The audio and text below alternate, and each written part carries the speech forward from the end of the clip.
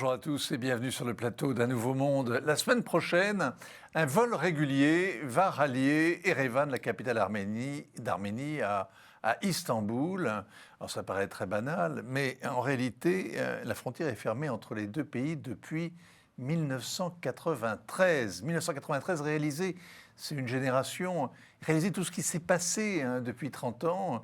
Eh bien, il y a eu l'émergence de la Chine, il y a eu le nouveau Moyen-Orient qui s'est effondré, les révolutions arabes qui ont tourné court, le djihad planétaire, les guerres dans le Golfe, j'y pensais même plus, le repli américain évidemment, l'Europe qui s'est considérablement élargie. Et pendant tout ce temps, cette frontière obstinément close est comme gardée par des fantômes. Pourquoi tout d'un coup les Turcs et les Arméniens cherchent-ils à se parler? Le cherchent-ils vraiment? Pourquoi ont-ils ouvert des négociations qui, paraît-il, sont prometteuses? C'est du moins ce que l'on dit à Moscou. Le dialogue serait constructif. Qu'est-ce que la guerre au Karabakh, il y a 2 ans, a changé dans l'esprit des Arméniens qui ont perdu cette guerre contre l'Azerbaïdjan?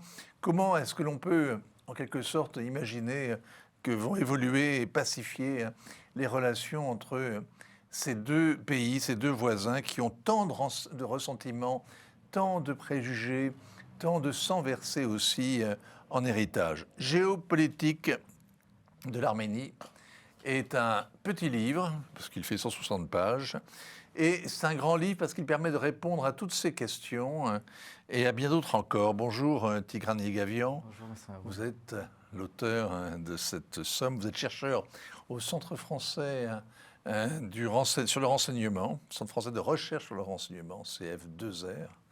Vous avez publié 4 ouvrages, dont l'un sur les minorités d'Orient, les oubliés de l'histoire, que vous étiez venu présenter sur ce plateau. Et alors, ce livre-là n'est pas un témoignage, c'est un essai de géopolitique. D'abord, expliquez-nous l'idée force qui sous-tend tout l'ouvrage sur l'incurie ou la débilité politique des Arméniens. Oui, je crois que ce livre est un plaidoyer pour une appréhension du réel, pour une géopolitique réaliste. Et c'est ce qui a vraiment cruellement manqué aux élites arméniennes en 30 ans, puisque de 1994 jusqu'à 2020, le Karabakh était aux mains des Arméniens avec une confortable profondeur stratégique.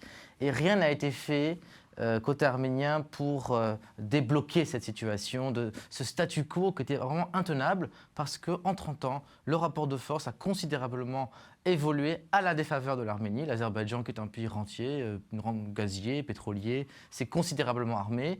Pendant ce temps, l'Arménie s'est considérablement affaiblie démographiquement, géopolitiquement, parce que c'est un acteur très isolé sur le plan régional et international. Et ce livre contribue à opérer une sorte de réponse au pourquoi du maintenant et pourquoi les élites arméniennes ont besoin d'un vrai aggiornamento et surtout une vraie pensée d'État, parce que c'est ce qui fait vraiment défaut en Arménie, c'est le sens de l'État.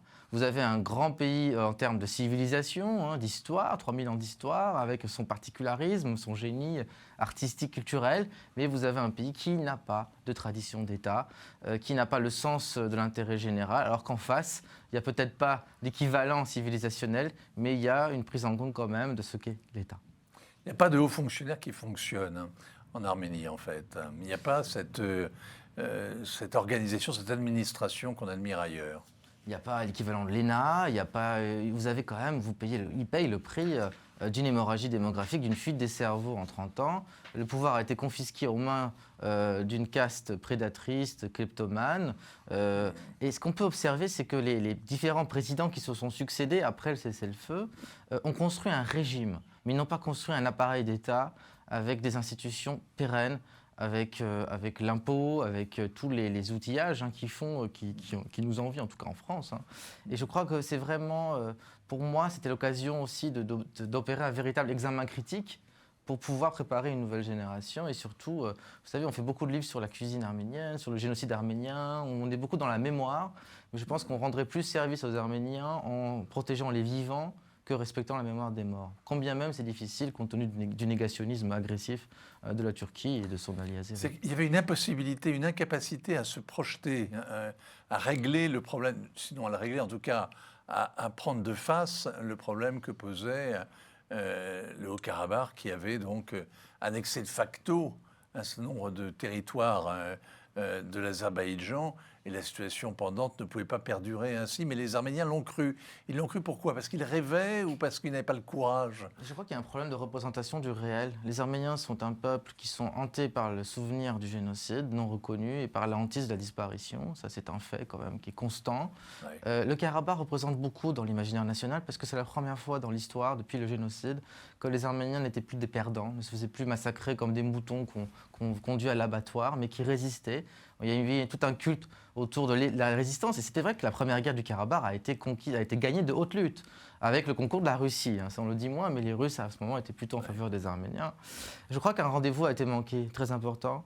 En 1997, c'était encore le président Levon Ter-Petrosyan, qui était un homme très pragmatique, qui avait le sens de l'État, combien même il y avait des difficultés, et qui était d'accord pour une solution négociée sur la base de concessions mutuelles. Et en face, Aliyev, le président azerbaïdjanien. Il y a un vrai, disons, une alternance importante, un changement en 2003, lorsque le président Aliyev père, qui lui était en position de faiblesse, était plutôt partisan d'un compromis, donc décède et cède le pouvoir à son fils. Vous savez, les Aliyev sont au pouvoir depuis les années 60 en Azerbaïdjan, donc c'est encore pire que les Assad.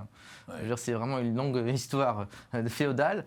Et son fils, qui était moins légitime que le père, a misé sur un nationalisme arménophobe pour construire sa légitimité. Et donc cette arménophobie, cette préparation, ce revanchisme qui a eu raison, en fait, de la guerre. D'accord. Mais quand le président Petrosyan aurait pu et a envisagé d'engager des discussions avec Bakou, avec la capitale voisine, pour régler ce problème de territoire, à ce moment-là, il n'y a pas eu de réponse du côté azéri? Disons que les Azéris étaient en position de faiblesse au début. Ils étaient d'accord pour, c'est compliqué de parler sans carte, mais pour un échange de territoire qui aussi exposait beaucoup l'Arménie au risque du panturquisme parce que les Azéris n'ont jamais digéré le fait que l'Arménie puisse avoir une bande de territoire la reliant à l'Iran et la coupant de son exclave, ce petit territoire qui s'appelle Nakhitchevan, qui est coincé entre l'Iran, l'Arménie et la Turquie, et qui est privé d'une continuité territoriale avec l'Azerbaïdjan. Et l'Arménie constitue une sorte d'écharde qui empêche la réalisation de cet axe panturquiste pour la relier avec la Turquie. Et donc, les Arméniens ne se sentaient pas en sécurité, il n'y avait pas de garantie. À ça s'ajoute le fait que Ter-Petrosyan a été désavoué par ses fidèles lieutenants, par ces personnalités avec lesquelles il composait le pouvoir, qui donc se sont opposés à ce plan. Il n'avait plus aucun choix que de remettre sa démission en janvier 1998. Oui, alors en fait, et on voit donc que toutes les évolutions à l'œuvre géopolitiques régionales vont finalement à l'encontre des intérêts de l'Arménie. C'est ça ce qui est le plus frappant. Avant d'être défaite militairement, elle l'était diplomatiquement, puisque aucun État n'avait reconnu l'indépendance du Haut-Karabakh, même pas la propre Arménie. Elle ne l'a pas reconnu de juré. Elle l'a reconnu de facto, mais elle ne l'a pas reconnu de juré parce qu'elle ne voulait pas être isolée de la communauté internationale. Alors, 4000 morts, la bataille d'il y a 2 ans, 4000 morts, 10 000 blessés, le territoire amputé de 9000 km². Il y a de quoi ébranler une société et fragiliser un système politique. Les Arméniens ne se sont toujours pas remis parce que le régime actuel, donc, qui porte une lourde responsabilité dans la défaite, a menti sciemment à la population pendant le déroulement du conflit, mais il n'est pas le seul responsable de cette défaite. Il a menti comment? Avec illusion lyrique, en lui laissant croire? Il y a eu, bien sûr, toute cette communication. La victoire était au bout du canon. Voilà, c'était le slogan, nous allons vaincre, alors que l'armée arménienne n'avait pas été mobilisée, alors que les fameux Iskander livrés par la Russie n'ont pas été déployés, alors que l'armée de l'air n'est pas intervenu. Donc il y a beaucoup de mystères autour de cette guerre. On a parlé d'une commission d'enquête indépendante, mais vu l'état des choses, elle n'a toujours pas été effective. Et donc on est vraiment dans une situation d'impasse. Alors l'impasse, elle est totale, puisque le président Sarkisian vient de démissionner, en expliquant qu'il n'avait pas les moyens de peser sur la conduite des événements, ni en politique intérieure, ni à l'étranger, qu'il n'était pas d'accord avec la façon dont les choses se faisaient. Et le Premier ministre, lui, est bloqué, est enfermé chez lui à cause du Covid. Il a été contaminé par le virus. Il n'y a plus d'État, en fait. Il n'y a plus personne au sommet de l'État. Disons que c'est un État à souveraineté limitée, déjà, qui a confié en fait les clés de son destin à la Russie. Alors il y avait un équilibre à peu près tant que la Russie était faible, c'était sous le président Levon Petrosyan, mais là, vous avez une relation de suzerain-vassal. Donc tant que la Russie a repris la main sur le Karabakh, puisque ce qui reste du Karabakh arménien, c'est-à-dire cet embryon, cette portion congrue, est devenu de facto un protectorat russe, l'Arménie n'est plus garante de sa sécurité et elle n'est pas non plus garante de sa politique étrangère, puisque vous avez bien vu que lors de l'affaire du Kazakhstan, l'Arménie qui est la présidente tournante de cette coquille vide qu'on appelle l'OCTS, l'OTAN russe entre guillemets. C'est un OTAN russe, mais qui a essentiellement une fonction politique. Absolument, absolument pas. Il n'a rien de sécurité collective, que de nom, donc a déployé 70 soldats à la demande de la Russie. Donc il y a un jeu excessivement complexe qui implique différents acteurs.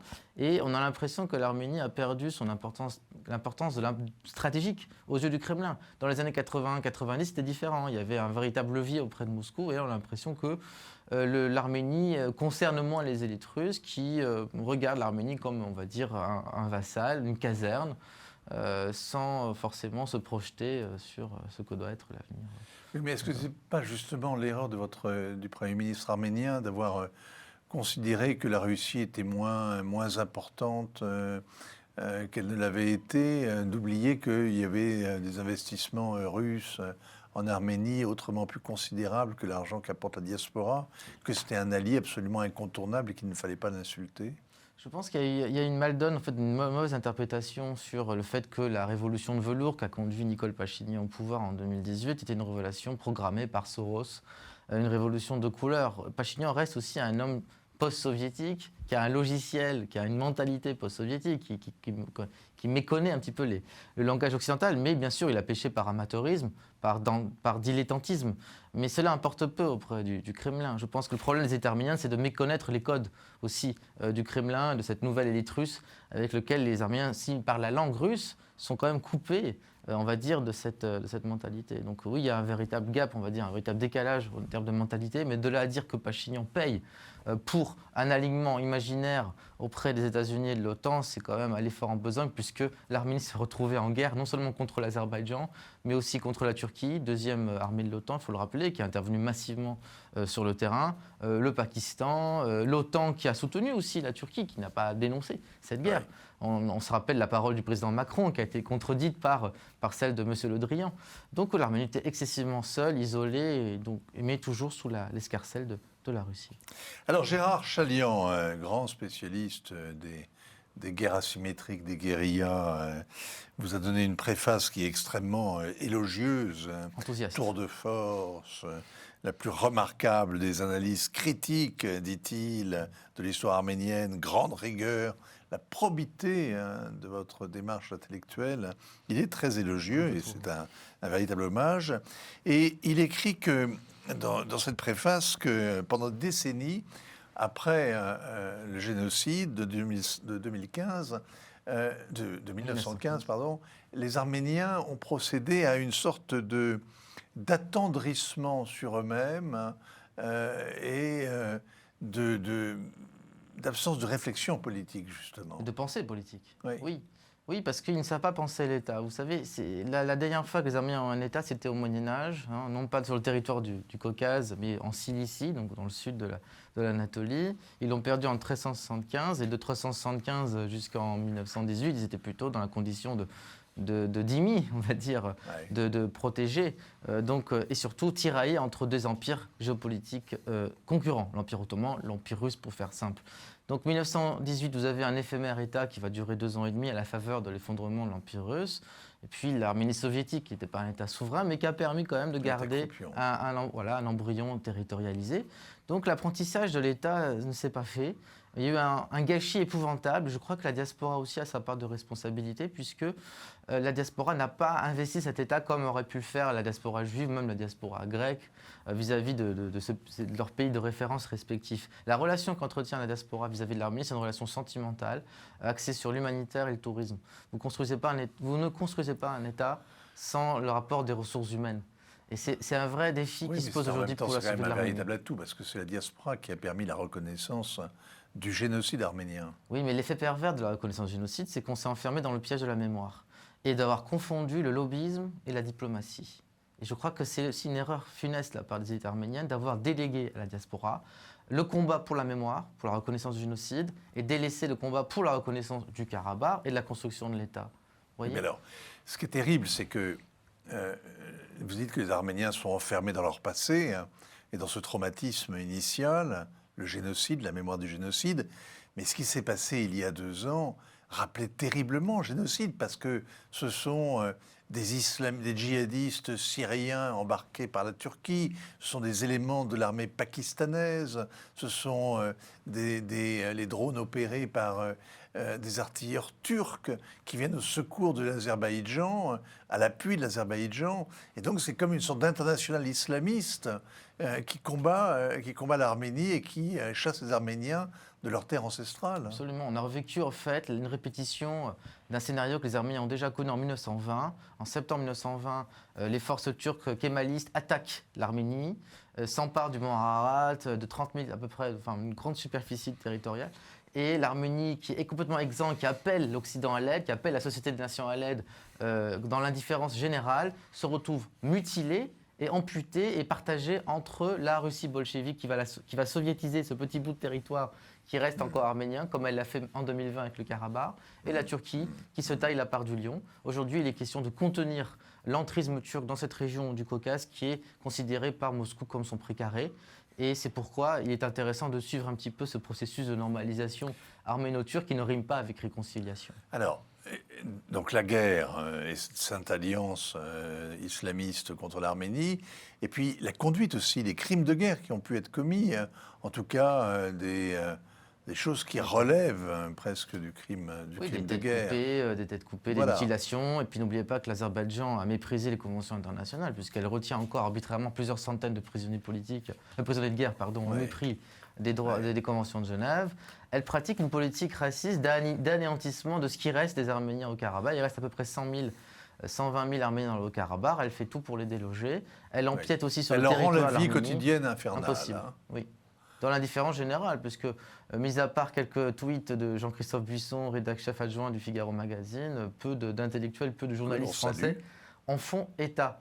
Et donc on revit un petit peu cette chimérique... Mais de quoi est-ce que vous voulez faire état? Parce qu'il y a une armée russe qui est déployée sur une sorte de zone tampon, qui sert de, je ne vais pas dire de garde-chiour, mais en tout cas de garde-frontière. Et puis... ben c'est quoi? C'est l'histoire de courant qui est coupé, de bétail qui est volé. C'est la pression sur la petite population arménienne du Karabakh. C'est difficile à raconter. Vous avez 2000 soldats russes maintien de la paix qui protègent cette population. C'est un nombre certes non négligeable, mais insuffisant pour garantir la sécurité des civils qui sont victimes d'enlèvements, qui sont victimes de tirs de sniper. Régulièrement, en fait, on enregistre des décès. Non pas uniquement que de militaires, mais aussi de civils. Combien en 2 ans? Plusieurs centaines, en tout cas. Plusieurs centaines. Enfin, non, décès, non, un petit peu moins, plusieurs dizaines, je dirais. Mais on a des nouvelles absolument terrifiantes d'Arménie. Oui, ça, c'est la pression. Et alors, et puis alors, les conditions, la guerre, donc, telle qu'elle s'est déroulée, l'ennemi tel qu'il était. Et puis après, les conditions du cessez-le-feu aussi rappellent l'humiliation de 1920. Mais l'histoire s'est répétée, vraiment. Et malheureusement, les Arméniens ont sous-estimé une règle élémentaire des relations internationales. C'est que l'amitié, la France qui se dit l'ami, qui est l'ami de l'Arménie, ne peut pas intervenir. Elle ne peut pas envoyer des drones parce que n'oubliez pas que l'Arménie fait partie du camp d'en face. L'Arménie n'est pas membre de l'OTAN, elle est peut-être membre de l'OIF, mais elle fait partie de l'OCTS. Donc c'est très difficile d'expliquer aux Arméniens qu'on a beaucoup d'amitié pour eux, mais que pèse cette amitié et quelle traduction peut-on lui donner en relations internationales? Vous dites que les Arméniens aussi sont hantés par la mémoire de l'Arménie ancestrale, l'Arménie d'un autre Tigrane, d'ailleurs. D'un empire éphémère, du premier Tigrane. siècle avant Jésus-Christ. Vos parents devaient être habités par ce souvenir, la mémoire de ce C'est un prénom très très courant en grand Arménie. roi. C'est un prénom très courant en Arménie. Mais là, oui, ce que vous me dites là, c'est que les Arméniens sont habités par ces souvenirs. Donc, ont cette idée de la Grande Arménie en tête, et ils ne se sont pas résignés quelque part à l'avoir perdue, alors que d'autres l'ont fait. Regardez les Grecs, par exemple. Les Grecs ont abdiqué toute revendication sur... L'Asie mineure. Ben voilà, sur la Tolie, les La séminaires, Hongrie, etc. la Hongrie du Trianon, Oui, amputée. et ils s'y sont résignés facilement, semble-t-il. En tout cas, ça ne les a pas empêchés de continuer à avancer, d'intégrer l'Union européenne et de développer leur identité, de garder leur identité. L'Arménie ressemble à une peau de chagrin. Et le problème de ce pays, c'est que tant que les Turcs n'auront pas fait ce travail nécessaire de la mémoire, elle vivra toujours hantée par le génocide.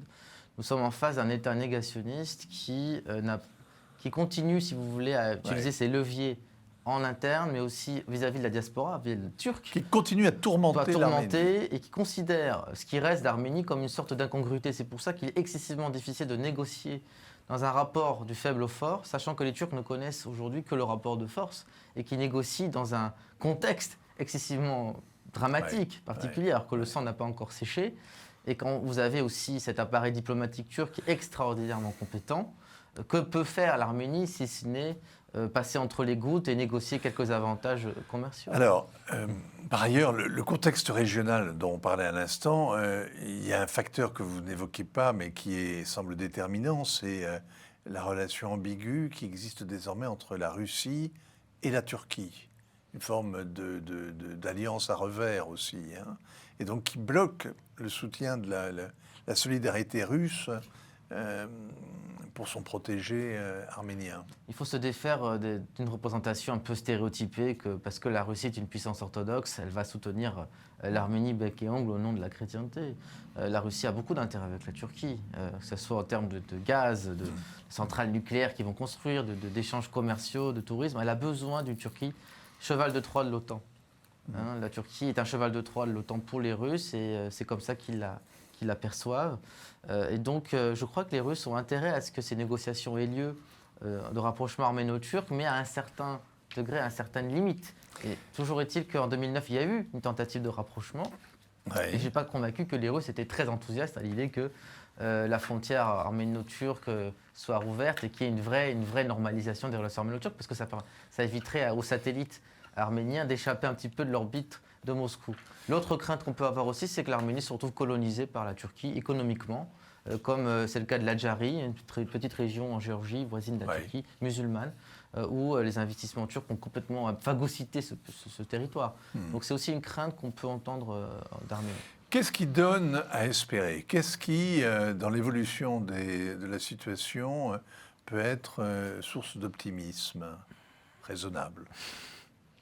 Je pense quand même qu'il y a une certaine flexibilité, une certaine souplesse de la part aussi des Arméniens à naviguer. Mais vous ne mettez pas en avant, par exemple, les embarras actuels de la Turquie qui se retrouve en pleine crise économique, avec une crise politique que l'on voit poindre pour l'an prochain au moment des présidentielles. Vous ne croyez pas que la pression va baisser sur l'Arménie? En tout cas, tant que la situation économique est aussi désastreuse, la Turquie a besoin d'alimenter des foyers de tension dans son environnement régional, parce que ça lui permet de se rendre indispensable et d'avoir des vrais leviers, comme elle le fait en Libye, en mer Égée, en Afrique.